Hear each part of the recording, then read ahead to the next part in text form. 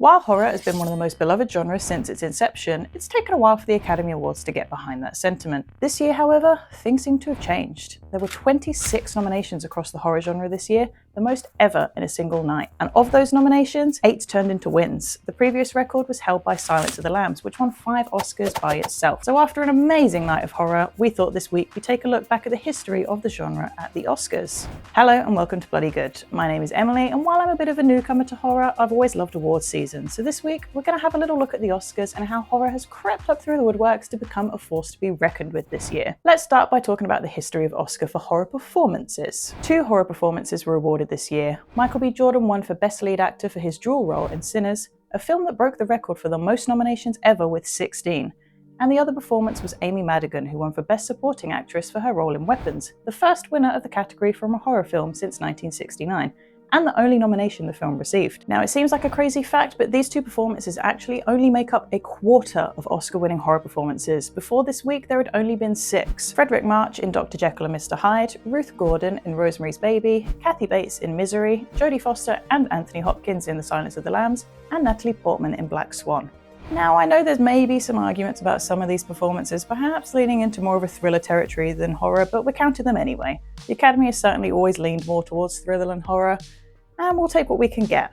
But I think it's worth mentioning that when a horror film does get critical acclaim and positive press, it tends to get shoehorned into thriller. Now, we were thrilled to see both Michael and Amy win their respective Oscars this year, as it is firmly cementing horror as a contender for the future. And all of those previous winners are incredibly deserving of their wins, but I do want to highlight Kathy Bates here specifically. I watched Misery as a teenager. She scared the hell out of me with her performance. And I read the book recently, so look out for a future episode of From the Page to the Screen where I cover Misery.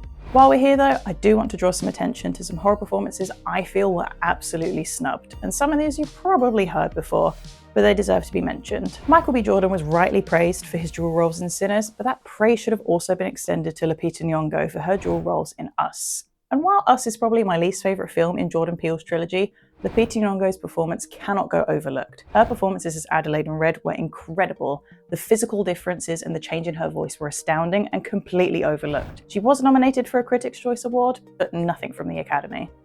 And during an interview with BuzzFeed, Nyongo said she wasn't aware of the bias against horror films at the Academy, saying this: "I definitely heard a lot of that as I was promoting the film. People would say there's this bias against horror films, one that I was not aware of." Her performance is consistently brought up when discussions around horror snubs come up, as well as another one that you've probably heard of, which is Tonicollette. She was nominated for her role in The Sixth Sense, but didn't win.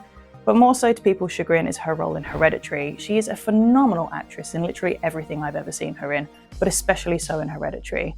Much like Lupita, she received a nomination at the Critics' Choice Award, but the Academy failed to follow suit. And I think her performance here will definitely go down in history as one of the best horror performances out there. But this was still a time when the Academy was hesitant to nominate straight horror. Toni Collette has received a lot of love since Hereditary and was asked about this on Watch What Happens Live with Andy Cohen, where she said this: "It's very sweet that people get so irate that I wasn't nominated for an Oscar. It's really nice. People care. And this might ruffle some feathers, but I think Bruce Campbell deserves something for all he was put through for Ash Williams.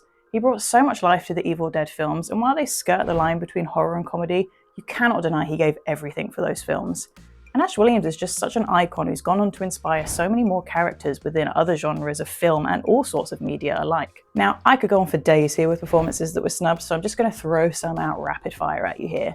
James McAvoy in Split, Sigourney Weaver in the Alien films, Jeff Goldblum in The Fly, Mia Goth in Pearl, Robert Pattinson and Willem Dafoe in The Lighthouse, Christian Bale and Willem Dafoe again in American Psycho, Cillian Murphy in 28 Days Later, John Goodman in 10 Cloverfield Lane, and just about everyone in The Thing, including the dogs. Now let's move on to some technical categories, because that's where Frankenstein shone this year.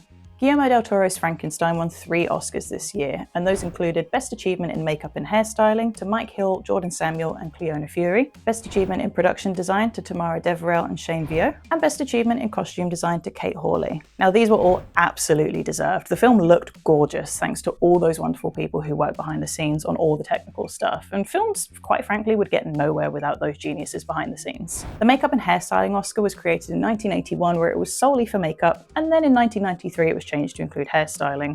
And horror has previously done well in this category, with previous winners including The Substance, The Wolfman, Bram Stoker's Dracula, The Fly, and An American Werewolf in London. Now, I want to highlight this award because it seems like an obvious one for horror to win over the years, since some pretty amazing makeup and hairstyling has happened in the past, and obviously prosthetics fall under this category. And the aforementioned films all won the Oscar, but so many more horrors have been nominated over the years because the SFX teams behind horror are extremely good at what they do. But a snub I would like to bring forward here is The Thing. I can't believe this film was as poorly received as it was at the time and received no Oscar nominations. At the very least, it should have gotten a nomination in this category because those prosthetics are amazing and deserve just as much credit as An American Werewolf in London and The Fly. Sinners also won across the non-acting categories this year, winning Best Writing Original Screenplay for Ryan Coogler, Best Music Original Score for Ludwig Göransson, and Best Cinematography for Autumn de Roald Arkapoor. Now, Arkapoor deserves her own shout out here for being the first woman to ever win cinematography, which is outrageous. But her visual style for Sinners was gorgeous, and the atmosphere she created in the film deserved the win so much. Ludwig Göransson is now a 3-time Oscar winner for his scores, and they are completely deserved. His score for Sinners fit the tone of the film perfectly and helped to extend the visual style to your ears. Ryan Coogler winning for Original Screenplay is the most recent horror winner since Jordan Peele won for Get Out in 2017. In nearly 100 years of the Academy Awards, only a handful of horror films have ever been nominated for Best Picture, and just one has actually gone on to win it. Silence of the Lambs, which was also the only film to ever sweep the big 5 categories. But this year, both Sinners and Frankenstein were nominated for Best Picture. Unfortunately, neither of them took home the prize, but the fact that they were both nominated is a huge step in the right direction when it comes to horror getting the recognition it deserves. I think the actual makeup of the Academy itself has dramatically shifted from the Academy we had 5 or 6 years ago, which is why we're seeing so much horror recognition now. Films like Hereditary and Us were not that long ago, but there's been a shift within the Academy that means horror is solidly in the conversation now. I hope that continues. Amy Madigan, after winning her Oscar this weekend, spoke about horror gaining more recognition from the Academy, saying, "As we all know, it was looked at like you're at the little kids' table at Thanksgiving, which we know is not true." And Sarah Porson, a big TV scream queen known for her many performances across the American Horror Story show, reacted very positively to this year's wins, saying, "For me as a person, selfishly, who's worked a lot in that genre and who thinks James McAvoy's performance in Split was one of the great performances of all time and should have been in the conversation. As Ruth Gordon said, I find this very encouraging." Exactly. But the idea that the horror genre is very rarely celebrated or acknowledged, and to see Amy have that success tonight, and Sinners as well, it's really a very special, special night. And she's absolutely right. The recognition this year is a game changer for the genre. And while this year was a massive improvement for horror, I was still left wanting more because we really had such a phenomenal year for horror. 28 years later definitely deserved some recognition. I think Jodie Comer should have been in contention for Best Supporting Actress this year. Her performance was just heartbreaking. And Alfie Williams is going to be a massive star, and I hope he gets his accolades someday too. Ralph Fiennes is pretty much guaranteed to give a brilliant performance no matter what he does, and I'd love to see a nomination next year for The Bone Temple. And Jack O'Connell deserves it for Bone Temple, and quite frankly should have been nominated for Sinners this year. He was fantastic in the short amount of screen time he had. Monty and I were also disappointed that The Long Walk received no nominations this year. It should have gotten a casting nod and a soundtrack nod at the very least. But I have to say I would have loved to have seen Cooper Hoffman and David Johnson get nominations. They were both superb. Eric Davis, managing editor for Fandango, also said, "Audiences are taking horror movies seriously. These are films that did very well at the box office and critically. The Academy is realising how important it is to acknowledge movies that are well made and loved by audiences and critics. It doesn't matter that it's a horror movie, it matters that it's a great movie, and that's what we're seeing this year." Now, I'll be the first to admit I haven't been a lifelong horror fan. I've always loved thrillers, and I liked Tim Burton films when I was a kid, but I've always been pretty easy to scare. I grew up in a family that didn't really watch a lot of horror. My dad's a big sci-fi nerd, and my mum loves musicals and dramas, so I wasn't exposed to much horror when I was young. The most was perhaps me sneaking into my older sister's room to watch Buffy the Vampire Slayer when I was very little. I'm starting to wonder now if this hesitation to show me horror is because I saw a trailer for a film called The Hole when I was 9 and begged my parents to take me to see it. And within 30 minutes I was terrified and cried until we left the screen early. So yeah, maybe they were onto something there. What changed things for me was my love for Bill Hader, and I wanted to watch everything he was in. So when It Chapter 2 was almost out, I decided I had to suck it up and watch the first film. I'll preface this by saying I hate clowns. My grandparents took me to the circus as a child and I was terrified there too. But after watching it, I realised how much fun there was to be had with horror and how great the performances were.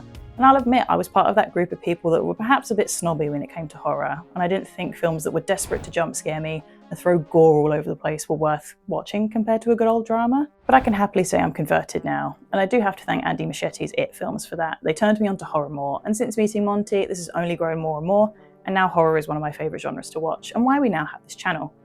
So I hope other people who maybe view horror the way I used to find that one film that changes it for them too. Horror creators and fans alike have always understood the greatness that they were watching, even if the general audiences and the awards turn their noses up at it.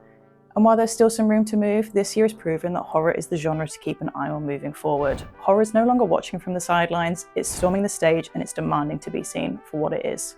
If you're a fan of horror and you'd like to hear some crazy production stories about how some of your favourite horror films got made, click the link on your screen and find out why someone lost an eye on the set of Stephen King's one and only directorial outing.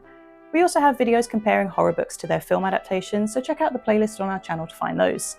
In the meantime, I've been Emily and this has been Bloody Good. Thank you so much for watching.